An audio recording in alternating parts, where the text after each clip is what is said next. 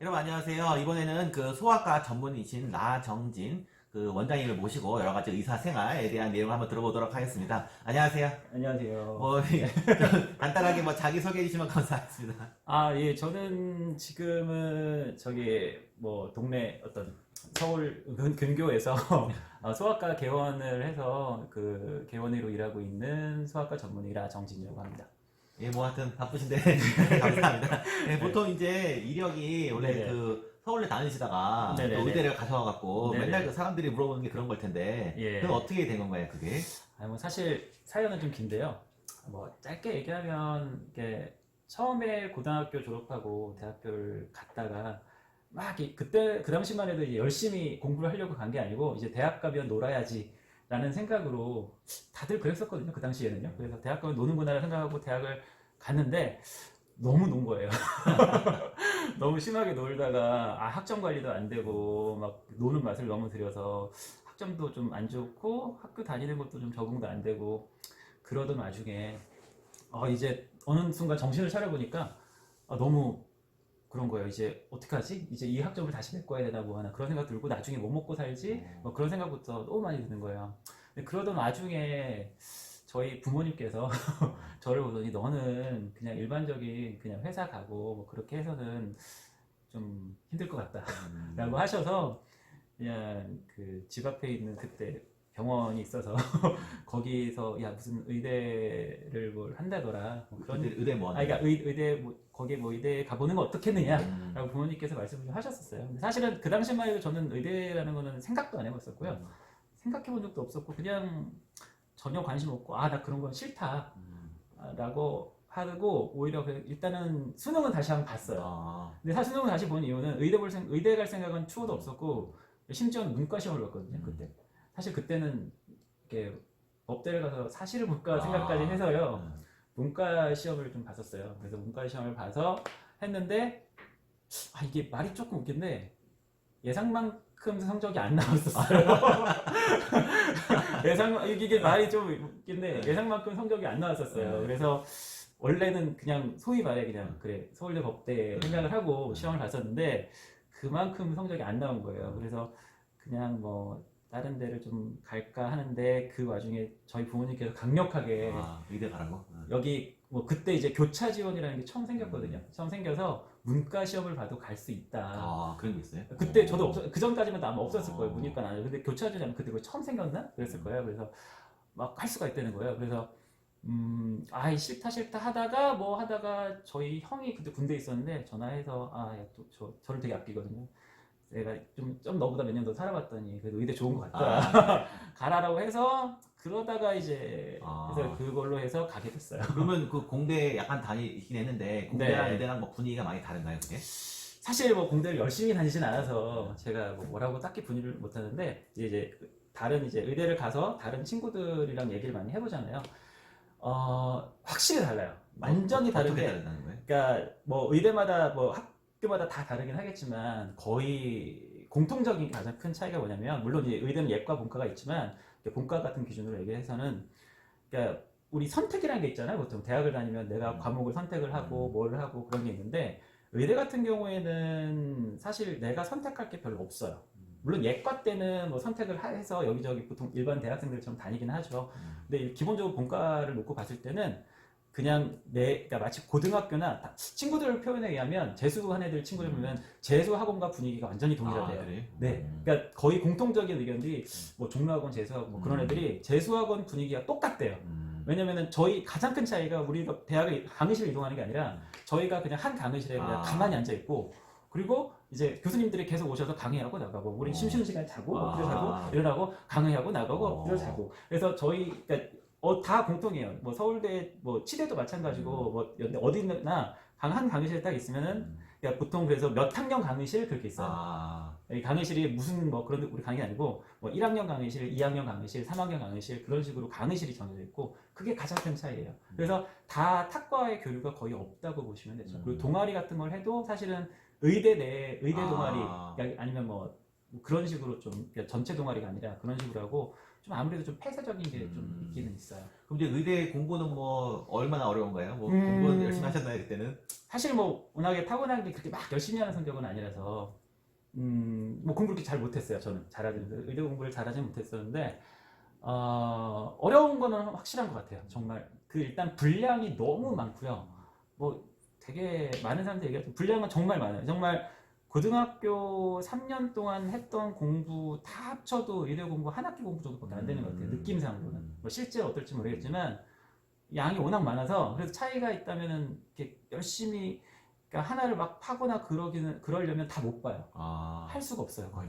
그게 가장 큰 차이라는 것 같아요. 그래서 사실 공부하는 스타일에 따라서 그게 잘 맞고 그런 애들이 있는데 진짜 공부 잘하고 똑똑한 애들은 뭐 그렇게 하면서도 웬만한 거 수준 있게 다 보긴 하는데 이제 그만큼의 이제 슈퍼 능력이 있지 않는 사람 같은 경우에는요 좀 힘들어요. 이제 그러니까 그냥 열심히 그냥 뭐든지 그냥 잘 맞춰서 족보 받아서 공부에 좀 특화된 그런 친구들은 뭐 어딜 가서든 잘하겠죠. 근데 사실 저는 공부 스타일이 그러니까 뭐 하나 꽂히면은 그것만 계속 좀 보는 스타일이거든요. 한동안. 근데 이제 능력이 진짜 좋으면 그렇게 하면서도 다 할 수 있을 거 아니에요. 근데 저는 양이 너무 많은데 그러려면은 일단 약기라도 확 이렇게 다 이렇게 봐야 되는데 중간에 뭐가 하나 딱 꽂히면 그걸 계속 파야 되거든요. 의대에서 공부 못하는 지름길. 그렇겠네. 진짜 못해요. 범위는 많고 범위는 너무 많고, 많은데 네. 중간에 꽂혀도 그걸 계속 파고들면은 안 되거든요. 능력이 되는 사람은 되겠죠. 근데 저 같은 사람은 그런 능력은 안 되는데 근데 그렇게 안 되고 계속 파고들지 않으면 막 이제 너무 이제 좀 답답한 거예요. 그러면 거기 유급 같은 것도 있고 그렇지 않아요? 그죠. 그 유급은 사람들 많이 당하나요 그러면? 많이 되죠. 유급이 많이 되고요. 보통은 대부분 이제 처음에 이제 본과 올라가서 본일 때 유급되는 경우가 제일 많은 걸로 알고 있어요. 그러면 1년 다니면 다시 또 회복되나요 그러면? 근데 유급은 당했던 사람들이 좀 계속 당하는 경향은 있어요. 네, 그래서 보통은 근데 이제 뭐 어느 그룹이나 뭐 사실 그쪽도 그렇잖아요. 변호사 시험도 한 번 좀 떨어졌던 사람들이 더 떨어지는 비슷해요. 그거는 사실 뭐 의대와 법대 차이나 뭐 그런 게 아니고 어느 집단이나 원래 비슷한 것 같아요. 그거는요. 그럼 이제 일단 졸업을 하면 네네네. 인턴도 어디 세브란스? 저는 이제 정확히 말하면 인턴은 경찰병원에서 했어요. 경찰병원? 사실 이제 국민경찰병 인턴을 1년 하고 레지던트를 때 이제 세브란스를 갔었죠. 그게 저 같은 경우에는 졸업하고 바로 일을 한 게 아니고 졸업하고 나서 이제 공중보건의 이제 군대 대신 공중보건의로 인턴 가기 전에 전 먼저 갔어요. 근데 그 여러 가지가 있는데 사실은 공보위를 너무 가고 싶었어요. 근데 이제 전문의를 다 따고 가면은 좀 늦어지는 것도 있고 공보위가 보장이 안 돼요. 우리 군의관으로. 네, 보통은 군의관을 가게 되는 게 이제 군의관에서는 우수한 인재를 먼저 뽑아가거든요. 그러니까 최대한 이제 많이 공부한 사람들은 군의관을 먼저 뽑아가고 제일 쓸모없는 사람들 약간 보내는 게 있어요. 그래서 저 같은 경우는 공보위를 매우 가고 싶어. 물론 이제 과 따라 다르긴 하죠. 근데 결론적으로 사실 소아과를 했는데 뭐 소아과 같은 경우는 놔뒀으면 공보위 갈 확률이 꽤 높긴 한데 뭐 그때만 해도 뭐 그런 생각이 없었으니까 일단은 공보위는 주로 어디로 가는 거예요? 저는 이제 보통 공보위 때는 지원을 막 가고 하는데 저 그때는 강원도에 있었어요. 그래서 강원도 인제에서 2년 있었고 그다음에 철원에서 1년 있었고. 그래? 네. 원래 보통 거기 있으면 서울로 오고 그렇게 하는 게 아닌가요 원래? 아마 옮길 수 있는 그러니까 지역이 따로 있어요. 오지 같은 경우에는 이제 옮길 수 있는 지역이 있고 저 같은 경우는 조금 뭐 도내 이동이랑 뭐 그런 게 가능했던 지역이긴 한데 별로 이렇게 오고 싶지 않아서 저는 더 그러면 있었어요. 그거 생활하시다가 이제 인턴을 경찰병원으로 가신 거예요? 그죠. 인턴 때도 사실은 경찰병원이 어디 있는 거죠? 경찰병원은 저기 뭐지 문정동 거기 있는 그쪽에 있는 그쪽에 있는 병원이고 사실 그때도 계속 딴 생각을 좀 많이 해서요. 내가 과연 이사를 해야 되나 공부할 때도 계속 다른 짓 하고 이런저런 공부도 좀 하고 그러다가 미루고 원래는 이제 다른 대학원을 가려고 했었어요. 그래서 대학원 쪽을 그러니까 의대 아닌 무슨 문과 쪽 대학원을 좀 알아보다가 그래도 뭐 병원을 들어가긴 가야 되겠다 하고 뭐 더 이상 할 것도 하고 알아보다가 이제 경찰병원을 갔었고요. 근데 가서 일을 하다 보니까 이제 어쩌다 보니까 좀 괜찮은 거예요. 그래도 인턴 생활이 뭐 힘들고 그러진 않아요? 힘든 건 힘들죠. 이제 저는 근데 경찰병원 사실 큰 병원은 아니거든요. 그렇게 작은 병원 이제 경찰병원이 있었고 나중에 레지던트를 세브란스로 옮겼는데 이제 세브란스는 엄청 큰 병원이잖아요. 그런데 경찰병원은 그거에 비하면 좀 작은 병원이에요. 근데 작은 병원과 큰 병원의 차이가 되게 많아요. 뭐가 좋다 나쁘다가 아니고 되게 달라요. 굉장히 많이 달라서 다 나름대로의 고충이 있어요. 음. 뭐 쉬운 병원은 없는데 작은 병원은 작은 병원 나름대로의 힘든 점들이 있고 큰 병원 나름대로의 힘든 점들이 다. 그럼 거기서 과 정하는 건 어떻게 가는 거예요, 그러면? 이제 과 정하는 게 원래 제일 이제 문제죠. 보통 사람들이 의대 뭐 후배들이나 할 때 과를 어떻게 정하나 그러는데 다들 뭐 공통적으로 하는 게 뭐 지금 고민해봐야 어차피 나중에 다 바뀐다라고 얘기를 해요. 다 나중에 다 바뀌고 일단은 일을 하다가 처음에는 내가 무슨 과를 하고 싶어서 라기보다는요 보통은 이과는 안 갈 거야. 안 갈 보통 거야? 룰업 이과는 안 갈 거야. 이과는 안 갈 거야. 이렇게 제하고 간다고들 얘기를 해요.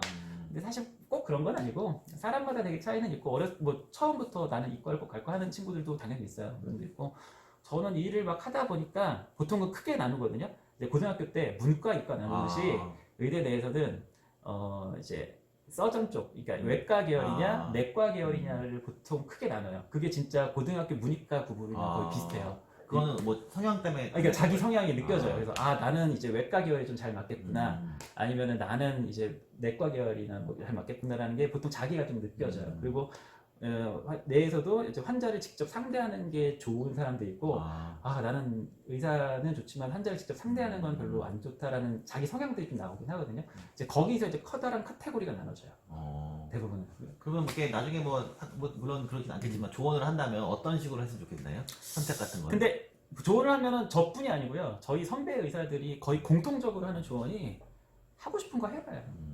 그러니까 뭐 수입이나 뭐 인기 뭐 이런 거 상관없이. 그거를 사실 완전히 고려를 안 할 수는 없어요. 고려 안 한다는 건 말이 안 되는데, 근데 사실 뭐 이런 얘기 하면은 뭐 어떤 의사 선생님들이 들으면 되겠지만 뭐 그래도 저는 아직까지 의사들이 우리나라에서 먹고 살기가 이렇게 힘든 직업은 아니라고 생각하거든요. 솔직히 뭐 의사들도 뭐 파산도 많이 하고 그건 맞는데 그렇다고 해서 다른 어느 직종이 그렇게 뭐 호락호락하는 건 없잖아요. 그래서 사실 의사하면 그래도 먹고 사는 걸 사실 어느 과를 해도 걱정은 크게 할 정도는 아니에요, 솔직히. 그래서 그거만 이제 접어둔다면 자기가 하고 싶은 과를 하는 게 좋은 게 진짜 유형이 바뀌어요.